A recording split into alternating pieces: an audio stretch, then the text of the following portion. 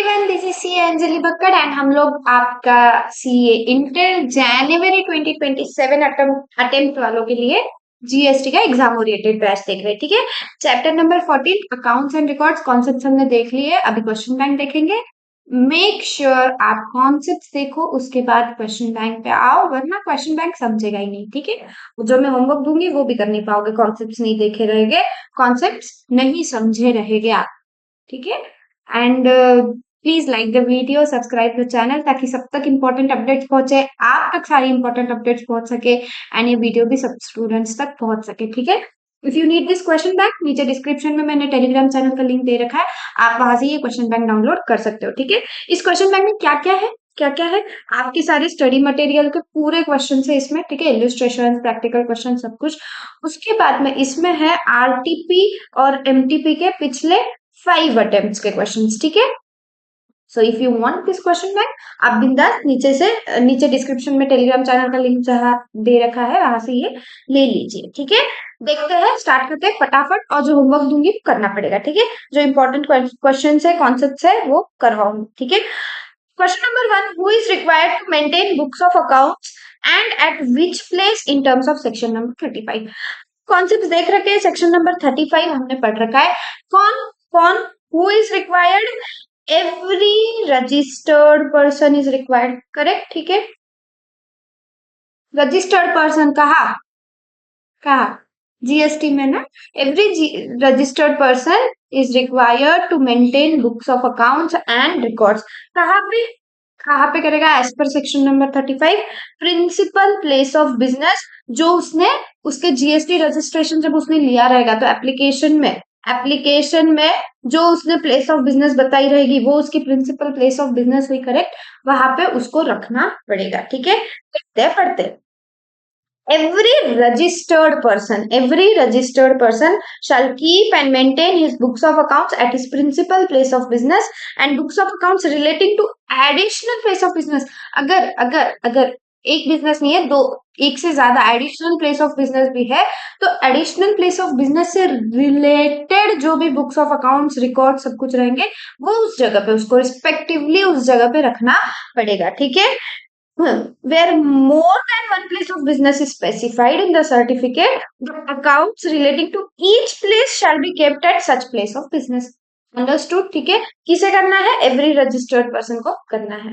हो गया, easy concept पता है तो एकदम इजीली। और क्या वर्ड टू वर्ड लिखना है आपको, ये क्या ये पूरा वर्ड टू वर्ड लिखना है, नहीं, आपको क्या क्या लिखना है, आपके कीवर्ड्स क्या क्या हो गए, एवरी रजिस्टर्ड पर्सन आपका एक आंसर है। ठीक है, प्रिंसिपल प्लेस ऑफ बिजनेस ये आपका सेकंड कीवर्ड है, प्लेस ऑफ बिजनेस ये आपका थर्ड कीवर्ड है, सर्टिफिकेट ऑफ रजिस्ट्रेशन ये आपका फोर्थ कीवर्ड है। ठीक है, तो क्या ये 4 लाइन आपको जैसे कि वैसे लिखनी नहीं, खुद के ओन लैंग्वेज में लिखिए, और जो 4-5 कीवर्ड्स है उसे अंडरलाइन करके आइए एग्जाम में, ताकि एग्जामिनर सिर्फ कीवर्ड्स पढ़े और आपको मार्क्स दे दे। ठीक है, अगर कीवर्ड्स को अंडरलाइन नहीं किया है, ठीक है, तो एग्जामिनर क्या करेगा, चेकर जो होता है वो क्या करेगा, पेपर चेक करने वाला, फॉर एग्जाम्पल मैं पेपर चेक कर रही हूँ। ठीक है, अब ये एक बच्चे का आंसर शीट है, ठीक है, और ये एक बच्चे का आंसर शीट है, राइट। ठीक है, हम ऐसे देखते हैं।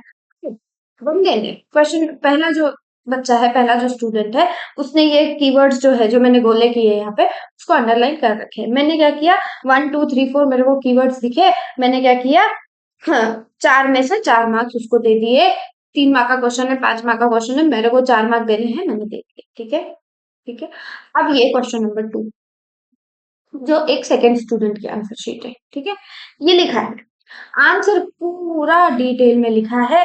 मेरे को क्या करना पड़ेगा, मेरे को पूरा पढ़ना पड़ेगा, ये पूरा पढ़ने का पड़ेगा, और जब मैं पूरा पढ़ूंगी तो मेरा दिमाग खपेगा उसमें। ठीक है, तो मेरे को 4 में से 4 देने भी रहे, बट मैं पूरा पढ़ने के चक्कर में, और अगर आपने कुछ उसमें गलत लिख दिया हो, आपने कुछ भी उसमें गलत लिख दिया हो और मैंने उसको पूरा पढ़ लिया है, तब तो मैं मार्क्स कट करूंगी ना, मैं क्यों नहीं करूंगी। बेटर है आप प्रेजेंटेशन लिख करके आओ एग्जाम में, पेपर में अंडरलाइन कीजिए कीवर्ड्स को, it is very very important. ठीक है, ठीक है, देखते हैं question number 2। Mr Sky is engaged in business of trading of mobile. Mobile का ट्रेडिंग करता है कौन, मिस्टर स्काई। ठीक है, he is eligible for composition scheme and has opted for the same. Mr Sky है कॉम्पोजिशन डीलर है, ठीक है। He seeks your advice for records which are not required to be maintain by him as a composition taxable person. जब मैं पढ़ा रही थी तो मैंने 100 बार बोला था कि बहुत ज्यादा इंपॉर्टेंट है। कॉम्पोजिशन लेवी वाला जो बंदा होता है, कॉम्पोजिशन स्कीम वाला जो डीलर है, such person is not required to maintain stock of goods, ठीक है, एंड टैक्स पेबल और टैक्स पेड जो भी है, ठीक है। This two things are not mandatory for composition scheme वाला बंदा, ओके, ठीक है। पहला stock of goods, next details of tax, ठीक है, अंडरस्टूड, ठीक है। ये इंपॉर्टेंट है, ये एग्जाम में बहुत बार पूछा जाता है, ओके। अंदर का आप पढ़ लेना, होमवर्क आपके लिए अंदर का पढ़ना है, ठीक है। क्या चीज मेंटेन नहीं किया तो वो चलेगा, not required for a composition dealer, stock of goods and details of tax, ठीक है। क्वेश्चन नंबर 3 देखते हैं, आपके स्टडी मटेरियल में है और एनटीपी में भी है ये क्वेश्चन, ठीक है। मिस्टर हर्ष है, तो इंपॉर्टेंट हो गया ये क्वेश्चन, बिल्कुल हो गया।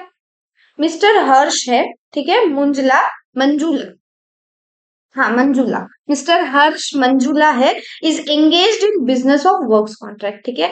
अब मैंने आपको, जब मैं कॉन्सेप्ट पढ़ा रही थी तो मैंने आपको ये भी बोला था, क्या बोला था, कि जो वर्क्स कॉन्ट्रैक्ट वाले लोग हैं, वर्क्स कॉन्ट्रैक्टर है, उनको जो एडिशनल डिटेल्स मेंटेन करनी पड़ती है ना, ठीक है, ये वाला भी इंपॉर्टेंट पार्ट है। ये मैंने आपको कॉन्सेप्ट में स्टार भी मार्क करवाया था कि ये इंपॉर्टेंट पार्ट है, कई बार पूछा जाता है। देखो स्टडी मटेरियल में भी है, आपके एनटीपी में भी है, ठीक है। मैंने पेपर एनालिसिस किए पिछले 4-5 अटेम्प्ट के, मैंने पेपर में भी देखे, वर्क्स कॉन्ट्रैक्ट वाले क्वेश्चन है, ठीक है। तो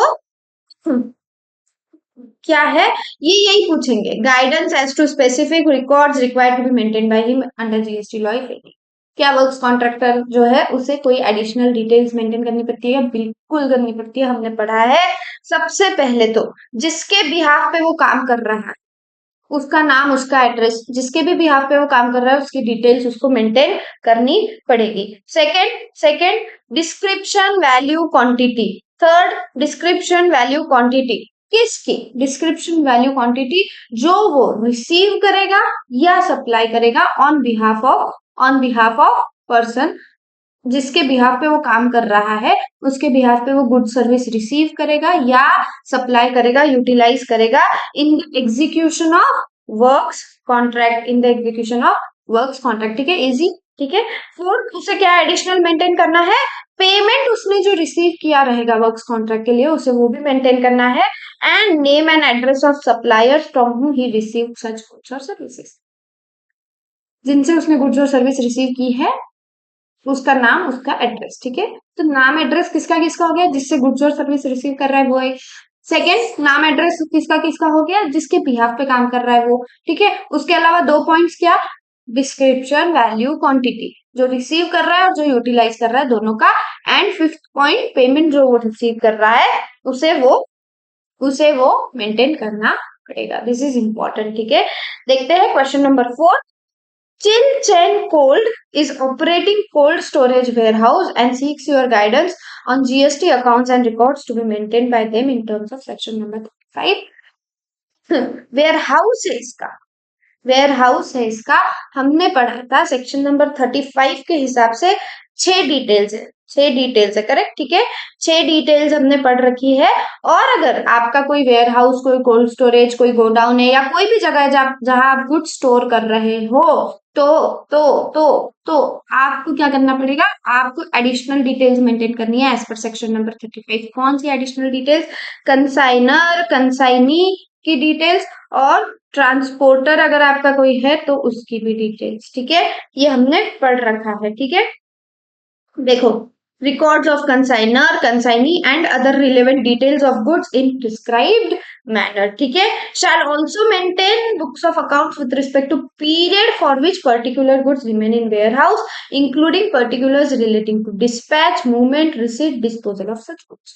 गुड्स के बारे में, उसको कब डिस्पैच हो रहा है, कौन सा गुड्स मूव हो रहा है, कहाँ मूवमेंट हो रही है, कहाँ डिस्पोजल हो रहा है, वो सारी डिटेल्स भी उसे मेंटेन करनी पड़ेगी, ठीक है, ठीक है, अंडरस्टूड हो गया।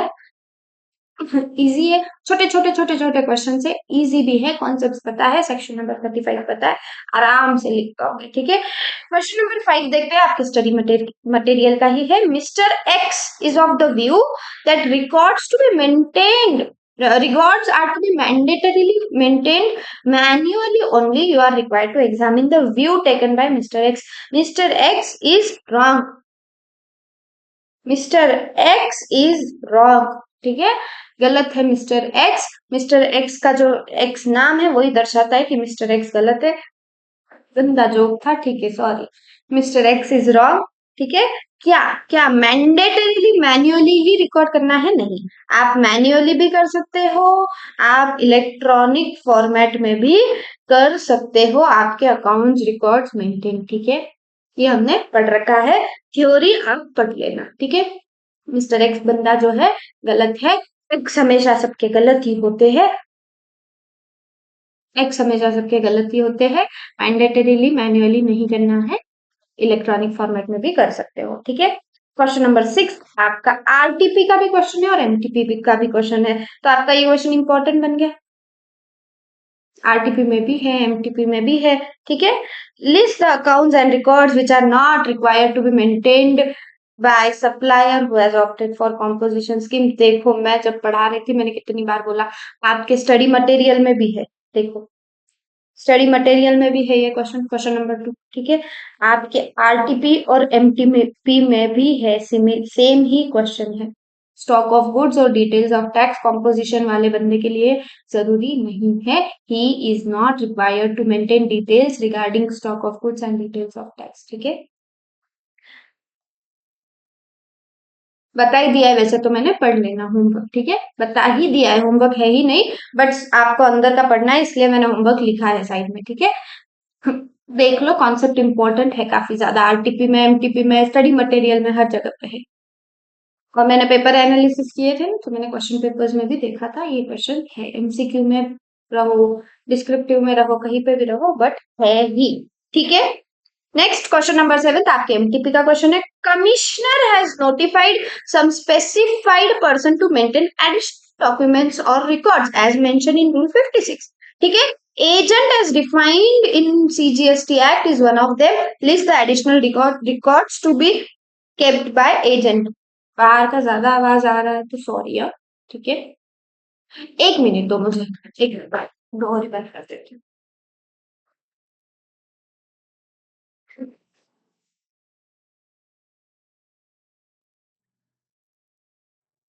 सब क्वेश्चन नंबर 7 आपके एमटीपी का है। आप कमिश्नर जो है, कमिश्नर जो है हमने देखा है, आप अगर एक रजिस्टर्ड पर्सन है, कोई एजेंट है, उसके अलावा हमने कहा कौन कौन देखे थे, और वर्क्स कॉन्ट्रैक्ट वाला जो बंदा होता है वो है, ठीक है, एक्सेट्रा एक्सेट्रा, ठीक है। इन लोगों को कुछ additional accounts, additional details maintain करनी है, उसमें से एक एजेंट है, तो ये क्वेश्चन है कि एजेंट को कौन सी एडिशनल डिटेल्स मेंटेन करनी है, पढ़ना है, ठीक है। कॉन्सेप्ट में ऑलरेडी डिटेल में पढ़ा रखा है। क्वेश्चन नंबर 7 होमवर्क आपको करना पड़ेगा, एक क्वेश्चन 7 में से एक क्वेश्चन होमवर्क दिया है, वाह, हो ही गया। Chapter number 14 accounts and records question bank completed. आपके आरटीपी एमटीपी के 5 अटेम्प्ट के क्वेश्चन हो गए, सारे स्टडी मटेरियल के भी क्वेश्चन हो गए, 15 मिनट में हो गए, देख लो, ठीक है। एक क्वेश्चन आपको होमवर्क है, क्वेश्चन नंबर 7, क्वेश्चन नंबर 6 के पास मैंने होमवर्क लिखा है, उसको पढ़ लो, ठीक है। सेम ही क्वेश्चन है, क्वेश्चन नंबर 2 और क्वेश्चन नंबर 6 सेम ही है, ठीक है। क्वेश्चन होमवर्क दिया है आपको, एजेंट को कौन सी डिटेल्स मेंटेन करनी पड़ेगी अलग से एडिशनल, वो आपको देखना है। This finishes your question bank of chapter number 14 accounts and records, ठीक है। If there are any doubts do reach out to me, I will solve, ठीक है। कुछ और हेल्प चाहिए वो भी पूछिए, वो भी बताइए।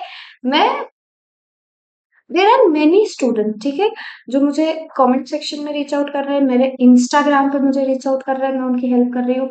आप किसी से भी पूछ लो जो मुझे रीच आउट कर रहा है, अगर आप किसी को जानते हो, ठीक है, आपके फ्रेंड्स अगर कोई है, किसी को कोई और हेल्प चाहिए, किसी फ्रेंड्स को आपके हेल्प चाहिए, आप मेरे बारे में बता सकते हो उन्हें, क्योंकि मैं जेन्युइनली सबका रिप्लाई विद इन 24 आवर्स करती हूँ, ठीक है?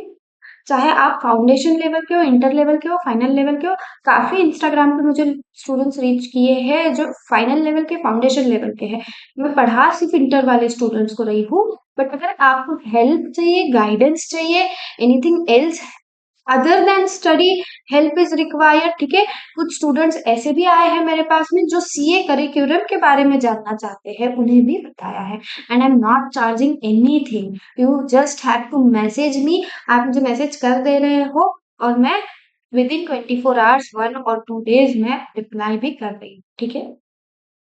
If any help is needed do reach out to me. Make sure आप होमवर्क करो, ठीक है? और जिस दिन जो पढ़ा है उस दिन उसको रात में सोने से पहले 1 घंटा निकाल के, 1.5 घंटा निकाल के, 40-45 मिनट्स, आधा घंटा, जो भी है, आपको उसको रिवाइज करना है, ठीक है? Thank you so much, all the best, bye bye.